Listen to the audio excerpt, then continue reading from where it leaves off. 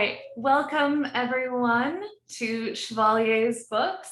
I'm actually in the store this evening, so you get a little glimpse of the real store in your virtual experience.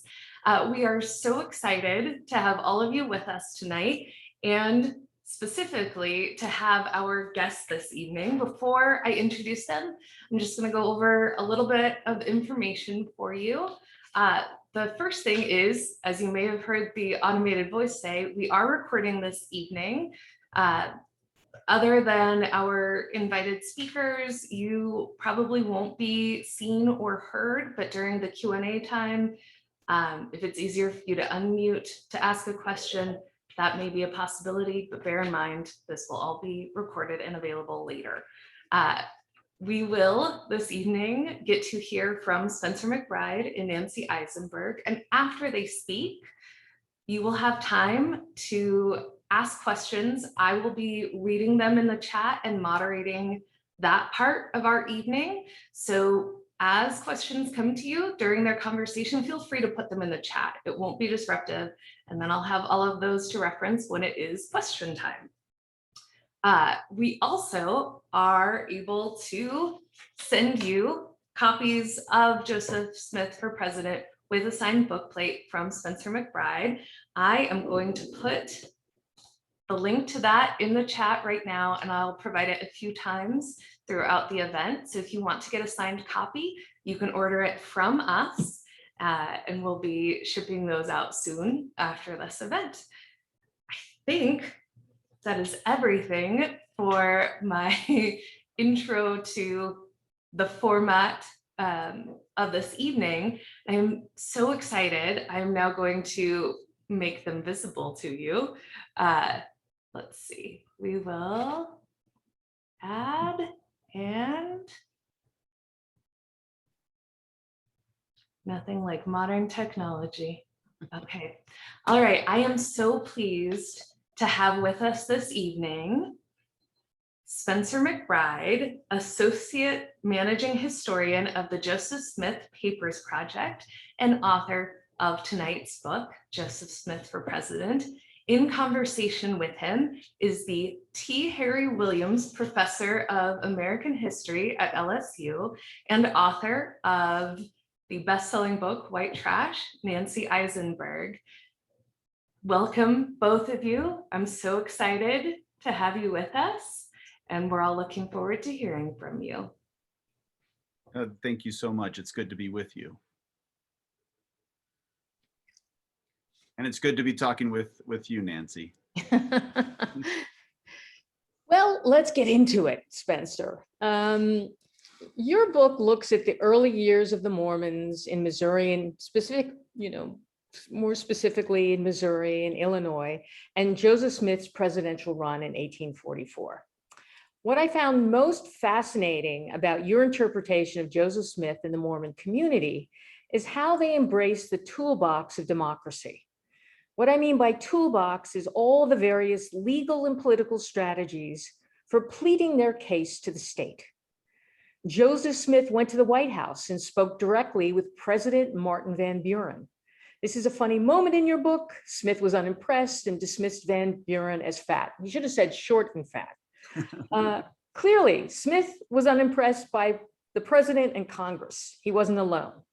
So if you could discuss Smith's White House visit and then address the larger issue of exactly how Smith and the Mormons viewed the role of the federal government and state power.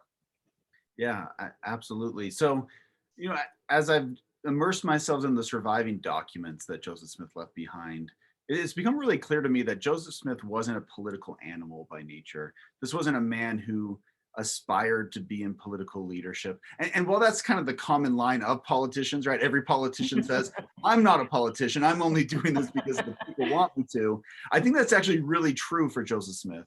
The Mormons were content to kind of be left alone. And it's when they weren't left alone that Joseph Smith was forced to kind of engage the federal political system. So after the Mormons had been expelled from Missouri under threat of state-sanctioned extermination, the order from the governor was get out of the state or you will be exterminated. Joseph Smith travels to Washington, D.C. They realize we had all this land taken from us in Missouri. Members of our religious community were killed, raped, abused. Something needs to be done. And they prepare a petition to Congress. And Joseph Smith goes to meet with Martin Van Buren, hoping to get Van Buren to kind of take the Mormon side and kind of use his sway with Congress. And Van Buren doesn't demonstrate any prejudice against the Mormons for their beliefs. It's pure political calculation. He says, your cause is just, but I can do nothing for you. Essentially, if I help you, I'm going to lose re-election because I'll lose the state of Missouri. And so it's just, Martin Van Buren recognizes this injustice, but says, hey, we're powerless to help you. And Congress, the United States Senate even has a committee hearing in the Senate Judiciary Committee, and they're not considering should the Mormons get reparations or not. They're saying, does the federal government have any role to play here? And this is one of the reasons I wrote the book, is because this is like this forgotten part of our constitutional history, part of our collective historical amnesia. The Bill of Rights did not apply to the individual states prior to the 14th Amendment. And we forget that.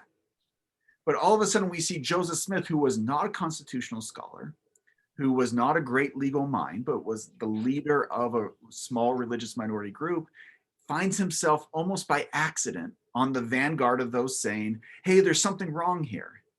There is something wrong if a state can expel a religious minority under threat of extermination, and the federal government says our hands are tied. And so that's really where Joseph Smith comes in. And at the crux of his petitioning is this idea of the states' rights doctrine, while on the surface has nothing to do with religion. It's very much used to manipulate the government to protect slavery. But no one else is looking at the states' rights doctrine saying, oh, this is going to hurt religious minorities. And Joseph Smith is one of these early Americans that says, hey, I love my country, but there's something wrong with the Constitution. Let's fix it. And that's where, and when Congress refuses to help and the president refuses to help, Joseph Smith doesn't give up. He petitions every single year until his death. And at the heart of his petition effort is this constitutional reform. The Bill of Rights needs to apply to the individual states. It needs to protect the people when the states fail to do so. Yeah. No, and I think, you make a very convincing case about the dangers of states' rights. And that's the story we miss, because as you said, when it's so narrowly drawn, this can be implied in a variety of different ways. When a group is designated as a dangerous minority, which, as you said, when the governor of Missouri claims the Mormons are a kind of danger to their state, a danger to the nation, and all that really extreme language, calling them traitors, calling them a danger, kind of opens the door for that sort of abuse. And that follows up with the next question I had, because part of the reason they are an abused minority and very much threatened is that your book shows repeatedly that the way in which violent mobs, rather than being an anomaly, are actually seen as a democratic practice. And I think this alone should be very troubling to your readers. And it reminds us, as we have mobs today, that we have to take this seriously. In fact, in 1923, a highly regarded jurist, Roscoe Pound, wrote in his book, Criminal Justice in America, that average Americans were prone to take the law into their own hands and to right their own wrongs, conduct feuds, organize vigilante committees, hold lynchings, and exert offhand extra-legal pressures. And I think if we think about the Mormons, not only are they threatened to be exterminated, as we know, Smith himself was murdered by a mob, which included some of the militiamen sent to guard his cell. So if you could just kind of expand on, the dangers, the very serious dangers that they faced, and in a sense, why that even made Van Buren's indifference even more horrifying.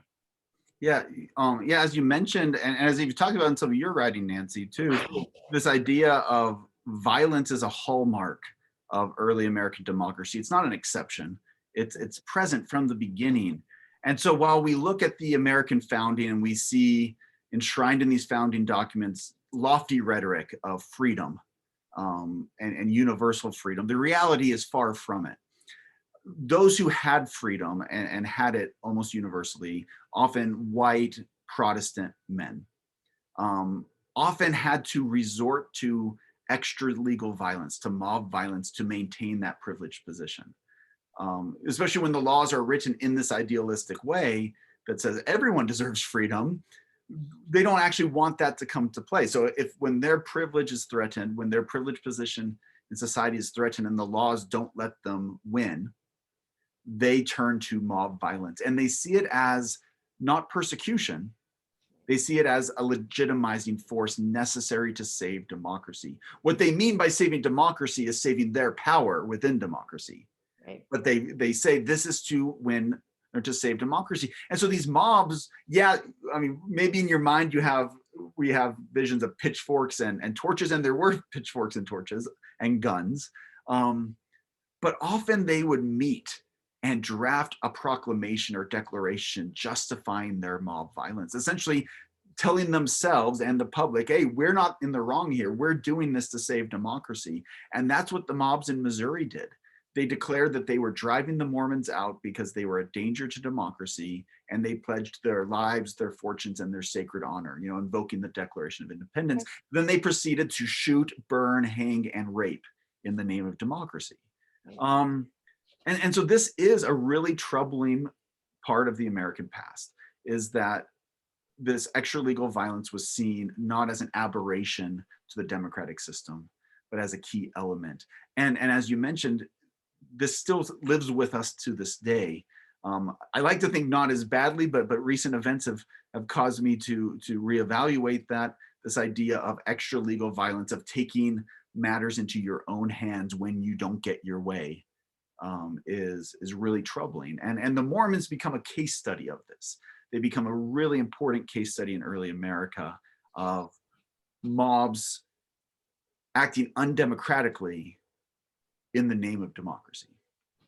Yeah, I mean, if you think about January 6th, Rush Limbaugh says it was Lexington and Concord. They invoked 1776, and mobs that were used against abolitionists.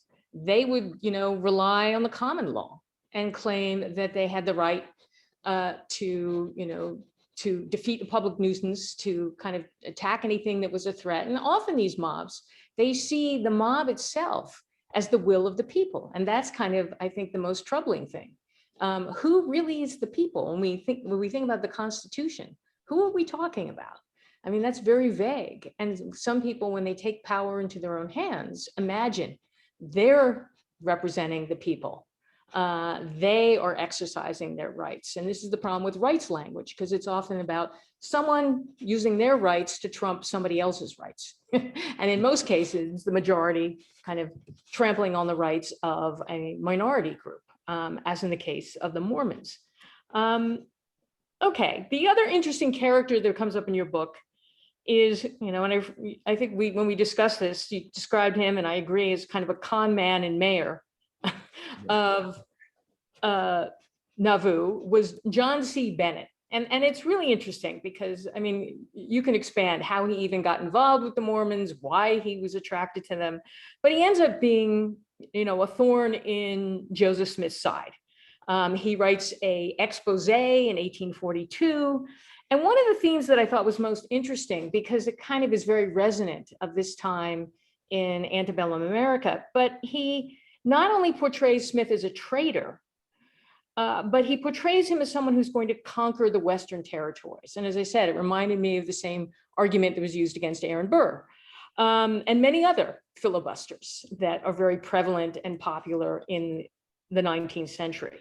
But to use Bennett's colorful language, he said the land would be licked up like salt and fall into the immense labyrinth of the glorious prophetic dominion. So I think even at this stage, what do the Mormons tell us about the tensions surrounding empire building in the 19th century, and how this kind of rhetoric of conquest Sometimes it's endorsed, other times it's seen as a danger. So I thought maybe you could comment a little bit about that, particularly in relationship to Bennett. Yeah, absolutely. And John C. Bennett's one of those really colorful characters. And it's been fun to write this book for a broader general audience, not just those that are already immersed in Mormon history, because those who know Mormon history well, they already kind of know who John C. Bennett is. And it's been really fun to get the reaction from readers who didn't see it coming. And so John, whenever you have a new religious movement and one that gathers and creates communities, you attract honest seekers, but you also attract people with nefarious goals or intentions. And John C. Bennett is the latter. John C. Bennett was the quartermaster in the Illinois State Militia, so he had this position of respectability. And Joseph Smith seems to really buy into that, because for someone that always seems to be on the defensive, here's someone of authority who is taking his side and wants to join his church and wants to support him. And so looking back, it seems that Joseph Smith was there were signs that Joseph Smith should have been aware of that he didn't see with John C. Bennett. And it leads to a lot of trouble, because John C. Bennett, begins seducing women in Nauvoo, claiming that he's permitted to do so by Joseph Smith. When he's excommunicated from the church and forced to resign as mayor, he then becomes their biggest critic, going on a nationwide tour. But his tour, as you mentioned, focuses on the biggest risk. He says if the United States doesn't quell the Mormon monster, as he called it, the West was at risk. And this speaks to this long-standing language of manifest destiny and empire, where the Americans, they saw the Western territory as inevitably theirs. It was theirs by right. They would eventually fill sea to shining sea. But the reality of the geopolitical situation was, as much as they wanted to claim a right to this land, if there were not boots on the ground, the claim was contested. Russia could move in, and Russia was encroaching on the West Coast. The Republic of Texas was a threat. And there was talk that what if the British annexed Texas? All of a sudden the British are back in North America and they're gonna fill up the West. And so there was this concern, even as Americans believed that the Western portion of what we know today as the United States was inevitably going to be theirs. They knew it wasn't certain. And so John C. Bennett invokes this fear that the Latter-day Saints are going to essentially move west and set up their own separate empire as a rival to the United States. And if you want to make that boogeyman even more scary in the minds of Americans, you tell them they're going to be in league with the Native Americans. That the Mormons, as this dispossessed minority group, are going to team up with the Native Americans, freed people of color, and that's they're going to cause slave revolts, and that's enough to scare Americans into action. And so when John C. Bennett makes those claims, he knows what he's doing. He knows that this is a soft or a touchy spot for Americans. And so he presents the Mormons as this boogeyman that are going to undo manifest destiny. Now, the other kind of surprising thing is that Smith and the Mormon community draft an extremely powerful charter for their new city in Illinois. And you call it a city-state on the hill. And this was kind of shocking to me, because first of all, they get all these added protections. It's kind of an amazing document on its own terms. But it seems to go against all the hostility. Why was such a so-called dangerous religious minority granted such expanded powers? I mean, why did the legislature in Illinois tolerate this? Yeah, and it becomes this key moment in the history of Joseph Smith and Nauvoo, and eventually leads to some of their undoing in that same place. But in 1840, 1841, the Mormons, they're already kind of disenchanted with the American ideal. They thought, we're going to go to Washington, D.C. What Missouri did was an aberration. We're going to go to D.C. The federal government's going to take our side. And when they do, all will be right again. And when the federal government refuses to get involved, the Mormons are a little bit, they wise up a bit in terms of their political acumen. They say, we are going to hope that Illinois is going to be better, but just in case, we need to put safeguards at the local city level to protect our rights so this doesn't happen again. And there could not have been a more opportune time in Illinois politics. Illinois was long a Democratic stronghold, but the Whigs had been making inroads. Young Whigs such as Abraham Lincoln were rising to prominence. Democrats like Stephen A. Douglas were also rising to prominence. These weren't big national names yet, but they were there in Illinois politics. And both the Whigs and the Democrats saw this group of Mormons who tended to vote together as the way of essentially protecting their power. And so they all wanted to do this as a favor to the Mormons, thinking that it would curry favor with them. And so every power that was in the Nauvoo Charter, each one existed in some other Illinois city's charter. The Mormons weren't inventing these powers out of whole cloth. What makes the Nauvoo Charter so unique is that it aggregates all these powers. No city had all of them. And so these powers we're talking about, they have a community militia, which is connected to the state militia, but eventually they have a 2,500 person militia when the standing army of the United States at that same time was 8,000 men. That's how big the Mormon militia was.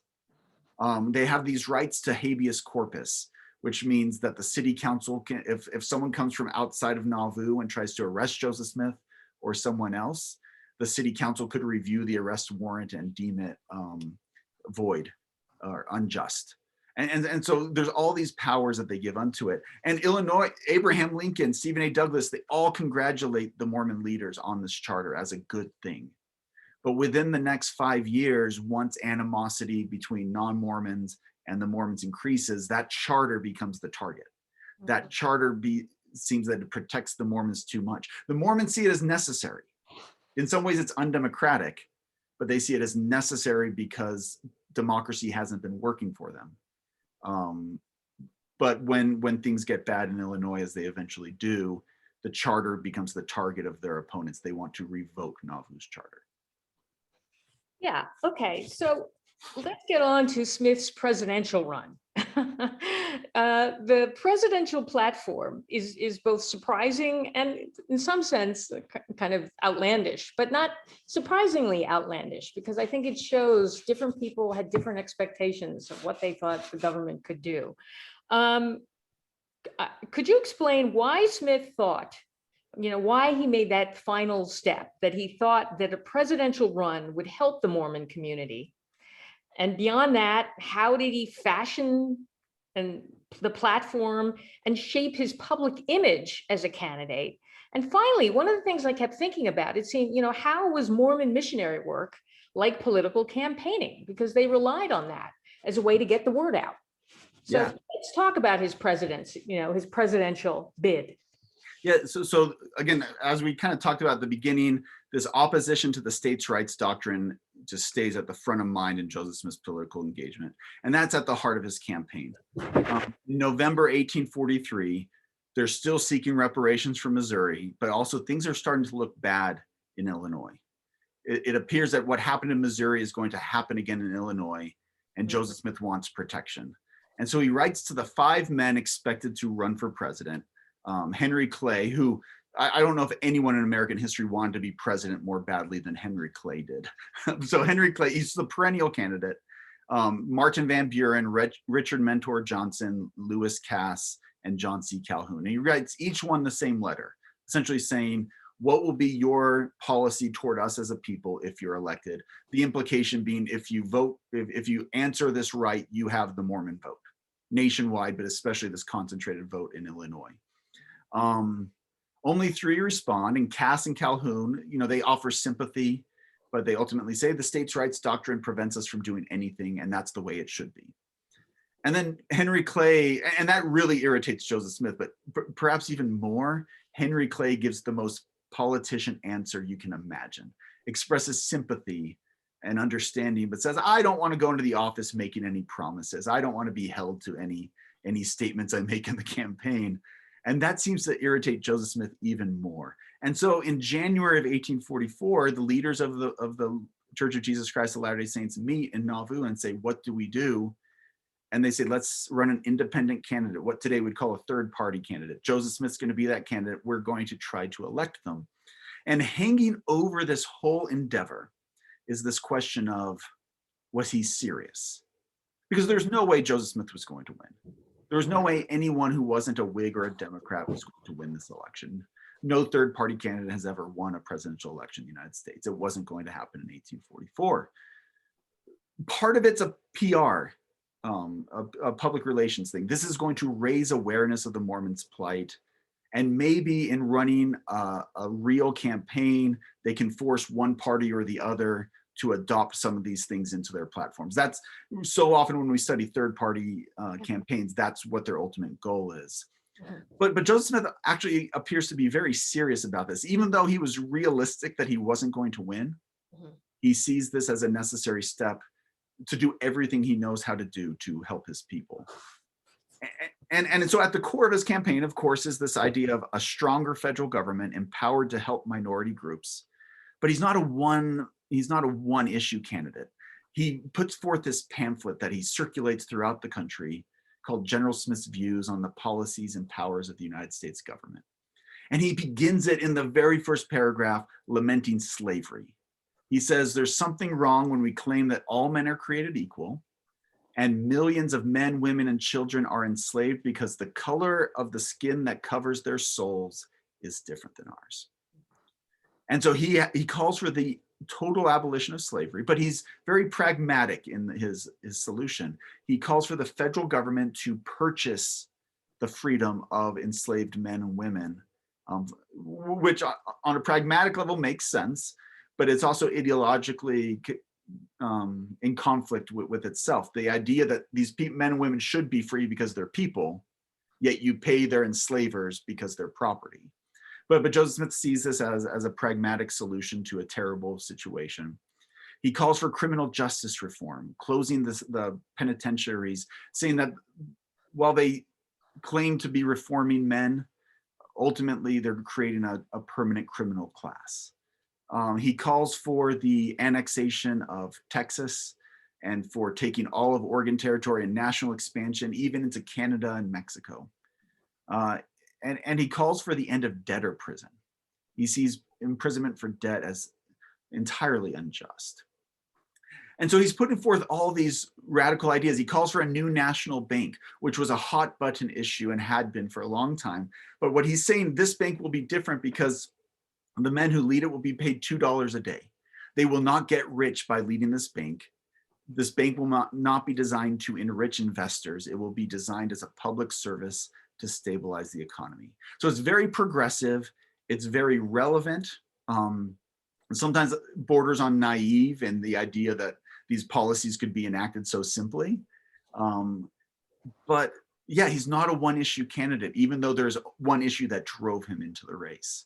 And one advantage that he had that other kind of independent third party candidates didn't is he had this kind of core of experienced missionaries, men that had gone out and preached religion, trying to make converts. And he essentially sends them out as electioneers, saying, go preach politics. And some of them loved it. They felt really comfortable doing that. Others, they still only really knew how to preach religion. And for them, they would still just preach religion, saying, hey, if I convert somebody and somebody joins the church, that's a vote for Joseph Smith, even if I convince somebody. And so this idea, and this is a time when presidential campaigning is rapidly evolving. And all of a sudden, Joseph Smith is a part of this evolution of presidential campaigning. He sends hundreds of men out to canvass the entire country.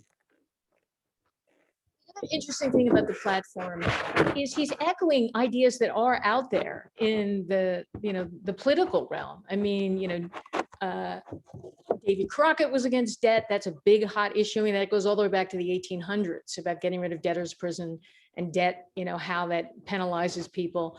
And even the idea of purchasing slaves. That's an idea that even John Quincy Adams forwarded, because it's the whole issue. It's that debate over how do you convince slave owners to give up their slaves? You compensate them for them. So that's what's interesting, because he's clearly paying attention to what is being debated politically. He's not just on the fringes.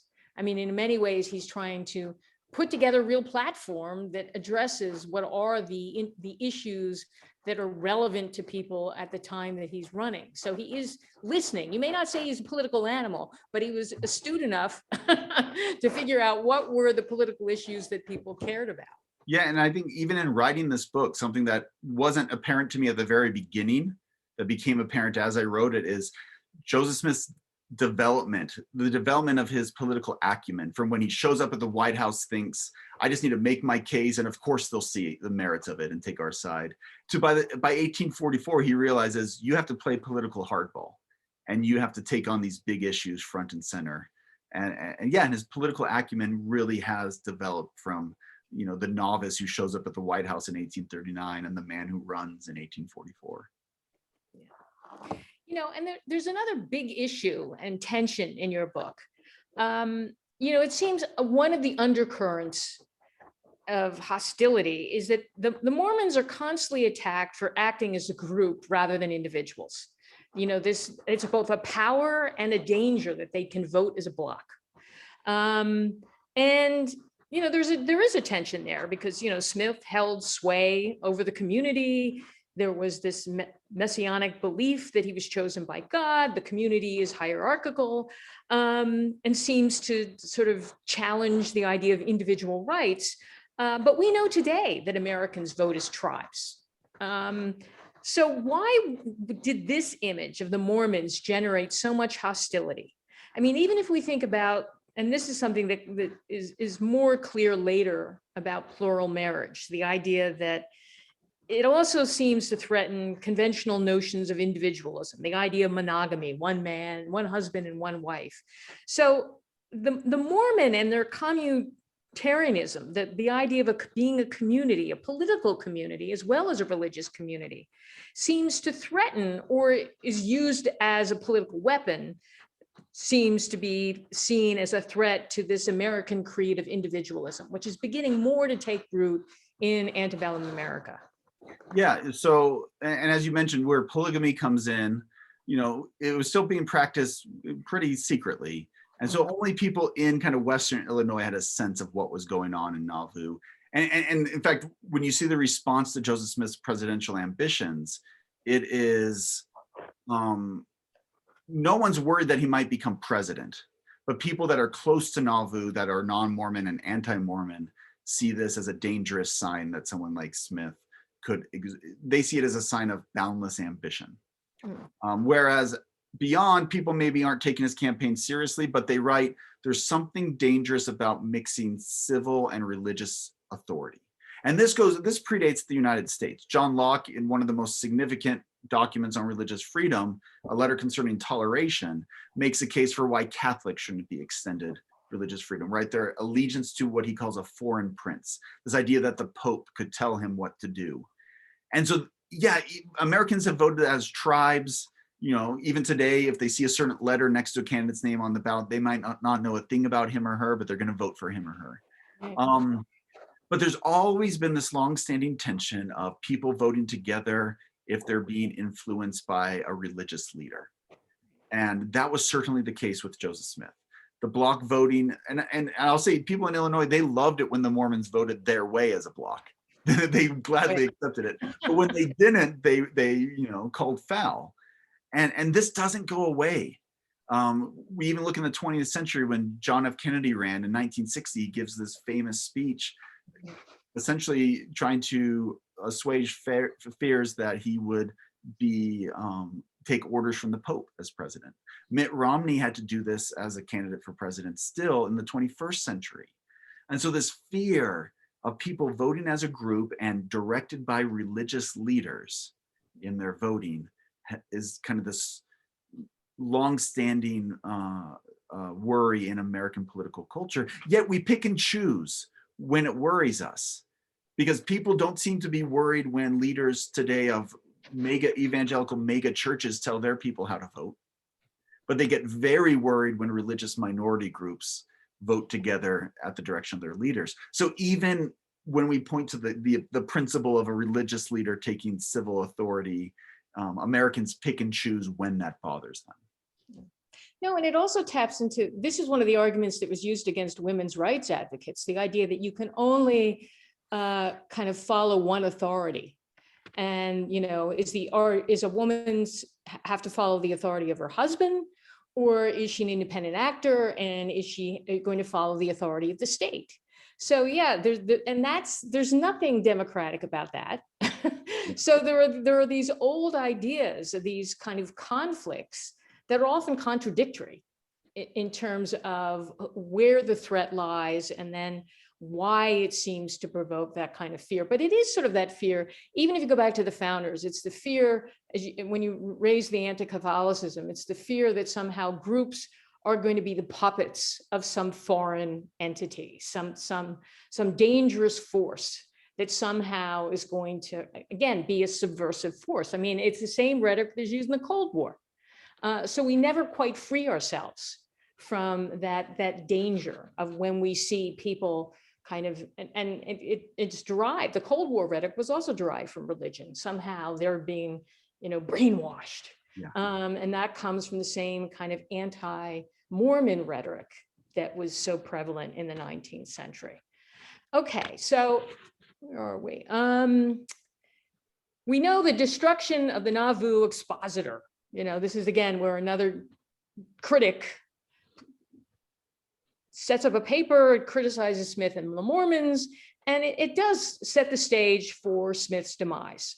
And there's a tension here too. The Mormons wanted to protect themselves against mobs, defend First Amendment rights, but then they get caught in a bind. Are they going to tolerate a newspaper that mixes sensationalism and criticism? And then they end up looking for an argument. So they call the paper a public nuisance. Well, that's the same strategy that was used by their enemies against them. So why do you think, I mean, I know they had a long debate about this, but why do you think they finally decide to kind of mobilize their own mob law, which seems like very dangerous and bound to invite retaliation? Do they just feel like they had no other choice, or why did they make that choice? Yeah. So, and for those that haven't, dived into the book just yet, this is the event that precipitates Joseph Smith's assassination. There were people as early as 1841 that wanted to expel the Mormons from Illinois and do so violently, even more by 1843. And they're just waiting for that opportunity to do it. And when Joseph Smith gets the city council to order the destruction of this critical newspaper, that gives them this moment. And it's one of those ones where historians, they debate the legality of the city council's actions, and those are important legal debates to have. I think anyone looking back knows that this was the wrong move to make. This was not the right move to make. It was never going to end well for Joseph Smith and the Mormons, and certainly it doesn't. Here, certainly they can remember times when mobs drafted a proclamation justifying their mob violence, and here the Mormons use the city council. They're going through legal channels, so it's not outside the law, but it still very much has the appearance of a mob destroying a printing press, and that is to hurt them. There's no way out of that situation. Yeah, I just wanted to say, I think we're on the last question, so we do need a little bit more time. I just wanted to address the coordinator of this talk, and this is the last question because this comes up in your conclusion, which I think is very telling. Why did Senator David Atchison of Missouri, what did he mean when in 1854 he wrote U.S. Secretary of War Jefferson Davis, and that is Jefferson Davis, who becomes president of the Confederacy, that they planned to, quote, Mormonize the abolitionists? So what does that tell us? Again, when we think about the long-term impact of the controversy around the Mormons and the way it shapes issues surrounding minority rights, how does that idea that is just openly said, it's like, yeah, sure, we're going to just do this, treat them the same way that we've, used violence, mob violence against the Mormons. Why is that so such a powerful and revealing letter? Yeah, so Joseph Smith, declared in 1843, the states' rights philosophies are the states' rights doctrines are what feed mobs. And essentially what he meant is that if the federal government is powerless and unwilling to step in and protect minority groups from mob violence, that it condones the action. And was he right? And this is what I bring up in the conclusion. Well, in 1854, the Mormons have moved out to Utah Territory.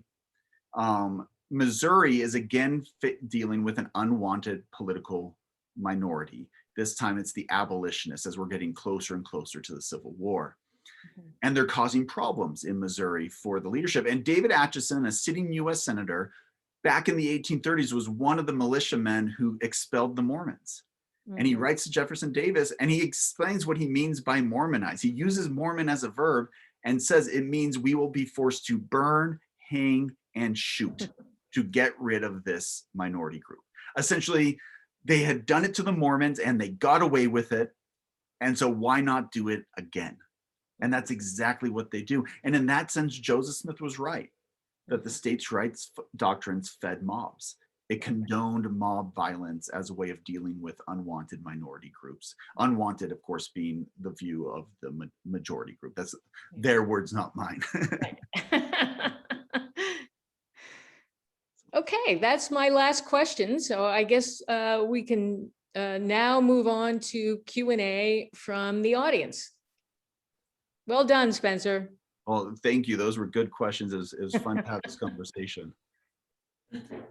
It was so lovely to hear from you. And earlier, before things started, Nancy said that she and Spencer speak the same historian language, which is very true. It was so delightful to hear you ask questions with the kind of knowledge and background that you have, and Spencer, to get to hear the things that you know so well has been such a treat.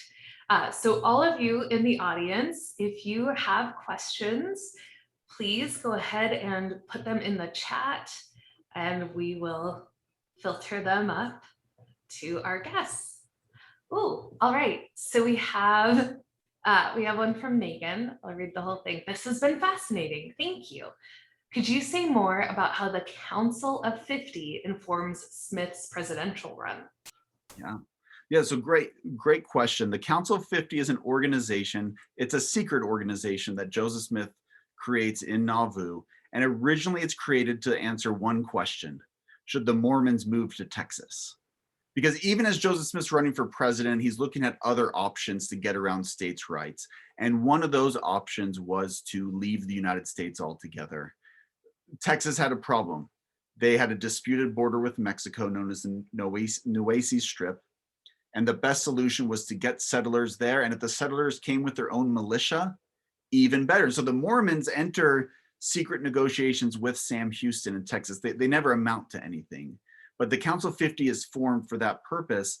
And then they begin having these questions of politics and religion, this idea that the second coming of Jesus Christ is going to lead to a millennial government.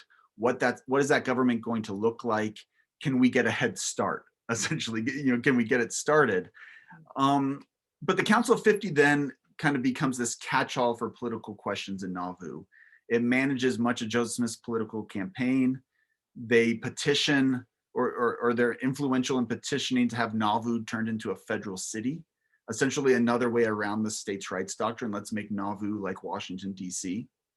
Let's give the Mormons a liberal tract of land in the Western Territory so they could live by themselves. And so this Council of 50 becomes very much like a political advisory group for Joseph Smith, among other things. It's also where Joseph Smith appears to be a very moderate voice. In most rooms Joseph Smith was in, he wasn't a moderate voice, but in this one, we get people like Brigham Young, who would then go on to Utah, and we kind of get some sense of Brigham Young's view to politics that's foreshadowing what happens decades later. So yeah, the Council of 50 becomes this really important feature in Nauvoo in those last months of Joseph Smith's life. And it kind of becomes a place that all these questions of politics go to. Fascinating. I have another one here. How much did Joseph's notion of polygamy factor into their persecution? Yeah, so what's very interesting about polygamy in the Nauvoo time period of Mormon history is it's being practiced secretly. Most people who are not involved don't really know much about it. There are rumors that kind of filter out, but they're so sensational they seem difficult to believe, and they are sensationalized. Um, so generally speaking, it doesn't have a lot to do with the persecution, but where it does come into play is many of the people who kind of leave the church that Joseph Smith is leading, and the men that publish that newspaper that he ultimately orders destroyed. What they are trying to expose in the Nauvoo Expositor is the practice of polygamy. And so Joseph Smith sees this as a great danger, not just for how it sensationalized polygamy, but it's going to bring more attention onto the practice. So eventually, when people think of Mormons and polygamy, they think of Brigham Young practicing it out in Utah. It's practiced out in the open. It wasn't practiced like that in Nauvoo. It was practiced by a very small circle of Mormons in Nauvoo. And so, yeah, it did draw some ire, but the persecution was happening even when people had no idea of that marital practice. Great question. Someone else has a question too. I have one, but I will ask Casey's first. You mentioned returned missionaries as political helpers for Joseph Smith. What exactly did they do? Did they go door to door? Yeah, so I mean, if you've seen more missionaries today, they're hard to miss, right? White shirts and ties and name tags, and often do go door to door. Back then, they would travel the country, but they would more have public meetings. Often they'd go back to the states in which they were from, where they had friends and families, and they'd go and hold these, when they were preaching religion, they would have religious meetings. When they were preaching politics, they'd have these political meetings. They held a nominating convention in almost every state of the Union, where they gathered Smith's supporters and selected electors just in case he won the popular vote in a given state, which wasn't going to happen. But that's one of those signs that they were taking this seriously, because I've voted in so many presidential elections, I can't tell you the name of a single elector I've voted for ever. If this was just public relations, you don't need to select electors. But they would also go with, as kind of instead of a religious tract, they'd have General Smith's views on the policy and powers of the United States government in their hands. And this caused problems for some of them. In Tennessee and many of the southern states, there were laws against distributing abolitionist literature. And because the pamphlet called for the end of slavery, there were incidents in Tennessee where the Mormon missionaries were surrounded by mobs, not because of their religious beliefs, but because they had a pamphlet they were reading from that condemned slavery. Yet in Kentucky, another slave state, and this kind of foreshadows its position in the Civil War, even though there were laws against distributing abolitionist material, there was a willingness to at least talk about it in Kentucky. And so they didn't face the same opposition in Kentucky that they did in Tennessee. In New York City, the electioneering missionaries started a campaign newspaper on Printers Row, right about where Pace University is in Lower Manhattan, if anyone knows the geography there. And they published a newspaper to get this campaign material out into the newspaper exchange. Newspapers used to borrow articles from each other and reprint them. The Mormons are very savvy about this. Even though they're a long shot presidential campaign with no chance, they are using every avenue that they can to reach the public. So yeah, that was what the life of an electioneering missionary looked like. You kind of canvassed with these public meetings and the distribution of the pamphlet. And it's good training for the kind of canvassing that has become part and parcel with politics now. We have another one from the audience. Did Joseph Smith's contention that he was supernaturally chosen to be a religious leader impact his credibility to be a presidential candidate? Yeah, so that's a good question. Joseph Smith was a religious leader, but his followers believed him to be a prophet, similar to Moses or Abraham in the Bible. and so I think for his followers, for members of the Church of Jesus Christ of Latter-day Saints, I think this actually was a benefit, this idea that we could have a prophet be the president. I think for others, I don't know if it increased the already existing fear of combining religious and civic leadership, but it did set him up for mockery more easily than, say, if a pastor or minister of a church ran for office. It just set him up for jokes about, a man who can speak with God, who claims to be informed by God of what is to come. Why is he running for president?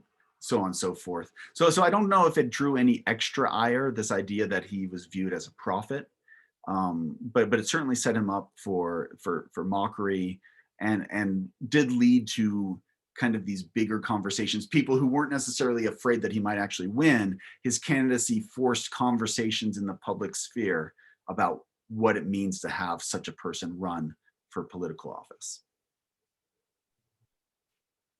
Okay, I think we've used all of the audience questions, so now I will ask mine.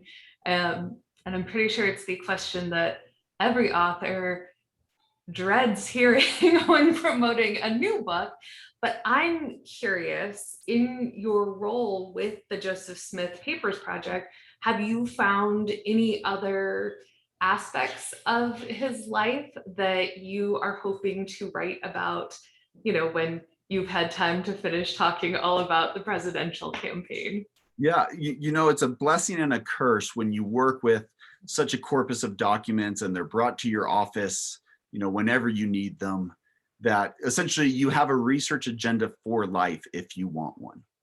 And there are so many aspects of this that I would love to write about. But and this is the trouble of being a historian who's actively reading and writing. There are so many books I would love to write, and there's just not enough time. I may one day write another book about Joseph Smith or early Mormon history. My initial training is in religion and politics, broadly speaking, in early America, and I have some ideas related to some of these figures from the founding era, people like Thomas Paine, Joseph Priestley, that I think I'd like to explore too. So the material's there if I ever go back to it, but there's so many other projects calling. I think I'm leaning toward one in that area next. That sounds great. I'm always fascinated by what projects authors are drawn to after they've submitted a manuscript and it's come back from the printers and now it's in readers' hands. Well, the hardest part is to finish the project you got before you start a new one. I think that's a perennial problem. Yes. Oh yeah. I think that's true regardless of any creative practice. Just ask the parent of any creative kid why they haven't finished whatever thing they've started. I am so glad that both of you were able to join us this evening. Thank you from Chevalier's Books to Spencer McBride and to Nancy Isenberg. It's been a delight to hear you. And thank you to everyone who joined us this evening. It's a thrill to be coming to you from the actual store here in Los Angeles's oldest independent bookstore, Chevalier's Books. I will put the link to the book one more time into the chat. And I do see that a couple other questions have come in. And I will pass on this comment to you, Dr. Isenberg. One of our audience members says, I read your biography of Aaron Burr. It's interesting to think about the partisanship of memories of Smith versus Burr. So clearly we weren't the only ones who thought that you two would be great in conversation together. Thank you all again. This video will be available on our YouTube channel in a couple days. And again, you can order signed copies of the book through us. Thank you all. Have a great night.